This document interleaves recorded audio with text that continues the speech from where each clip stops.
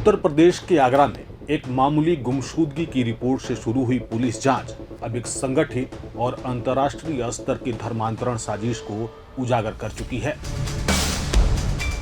इस नेटवर्क की जड़ें न सिर्फ भारत के कई राज्यों में फैली थीं, बल्कि विदेशों से भी इसका गहरा संबंध सामने आया है।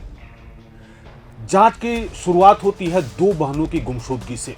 जी हां, 24 मार्च 2025 को आगरा में दो बहनों के अचानक लापता होने की शिकायत दर्ज कराई गई। पुलिस ने जब जांच शुरू की तो चौंकाने वाली कई परतें खुलती गईं। पता चला कि इनमें से बड़ी बहन 2021 में भी घर से भागकर कश्मीर पहुंच गई थी, जहां एक महिला साइमा के संपर्क में आकर उसका झुकाव इस्लाम की तरफ हुआ। साइमा ने नेट कोचिंग के नाम पर उससे संपर्क बढ़ाया और फिर श्रीनगर चलने के लिए प्रेरित किया।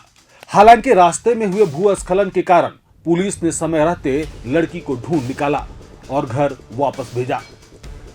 उसके ठीक 4 साल बाद वही लड़की एक बार फिर अपनी 19 वर्षीय छोटी बहन को लेकर गायब हो गई। इस बार दोनों को कोलकाता से बरामद किया गया। अब इस पूरे कहानी में एंट्री होता है गोवा की आयशा का। इसका एक बड़ा रोल पुलिस और एटीएस की जांच में सामने आया। इस पूरे धर्मांतरण नेटवर्क की फंडिंग गोवा के रहने वाली आयशा उर्फ एसबी कृष्णा करती थी। आयशा का असली नाम तो अभी उजागर नहीं हुआ है, लेकिन वह नेटवर्क की मुख्य वित्तीय कड़ी थी। कनाडा में बैठे सैयद दाऊद अहमद नामक व्यक्ति से आने वाली मोटी रकम को आयशा भारत में अलग अलग राज्यों में भेजती थी। यह पैसा सीधे भारत नहीं आता था, बल्कि यूएई, लंदन और अमेरिका जैसे देशों के रास्ते भारत भेजा जाता था, ताकि ट्रैकिंग से बचा जा सके। इस पूरे मामले में आयशा का पति भी शामिल था। वो इस पूरे नेटवर्क का कानूनी सलाहकार था। आयशा का पति शेखर उर्फ हसन अली कोलकाता से नेटवर्क का संचालन करता था। वह गिरोह का कानूनी सलाहकार था। उसका काम था फर्जी दस्तावेज तैयार करना, नाम बदलवाना, पहचान पत्र बनवाना और गिरफ्तारी से बचाव की कानूनी रणनीति तैयार करना। इस पूरी जांच में एक और अहम किरदार का नाम सामने आया, मनोज उर्फ मुस्तफा, जिसे दिल्ली से गिरफ्तार किया गया। उसका काम था नाबालिग लड़कियों को बरगलाना, उन्हें फर्जी नाम पते और सिम कार्ड्स दिलवाना और नए मोबाइल खरीद कर देना। वह लड़कियों को ट्रेन से नहीं बल्कि बसों के जरिए भेजता था, ताकि ट्रैकिंग से बचा जा सके।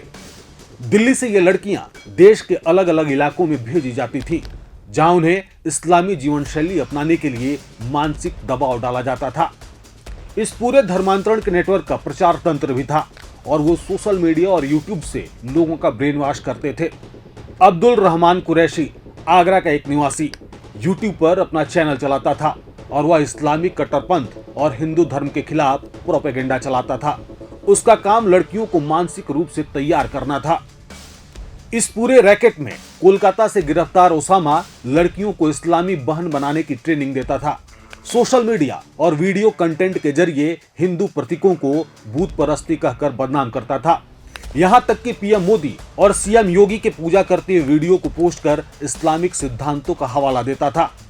पीड़ित परिवारों का कहना है कि उनकी बड़ी बेटी कभी धार्मिक थी, व्रत रखती थी, देवी देवताओं में आस्था रखती थी, लेकिन कश्मीर से लौटने के बाद उसकी सोच बदल गई।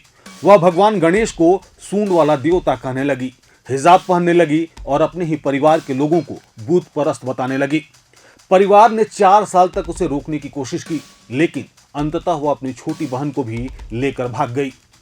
एटीएस और पुलिस की रिपोर्ट में खुलासा हुआ है कि यह नेटवर्क महज धर्मांतरण के लिए नहीं था, बल्कि एक दीर्घकालिक भारत विरोधी योजना का हिस्सा था। इसमें लश्कर तैयबा और आईएसआईएस जैसे संगठनों की रणनीति थी। विदेशों से फंडिंग आती थी, फर्जी पहचान पत्र बनाए जाते थे और खासतौर पे नाबालिगों को टारगेट किया जाता था। उसके बाद इन नाबालिग लड़कियों का ब्रेन वॉश किया जाता था। इस तरह की कई खतरनाक गतिविधियां इसमें शामिल थीं। इनका उद्देश्य था कि भारत को इस्लामी राष्ट्र बनाना है।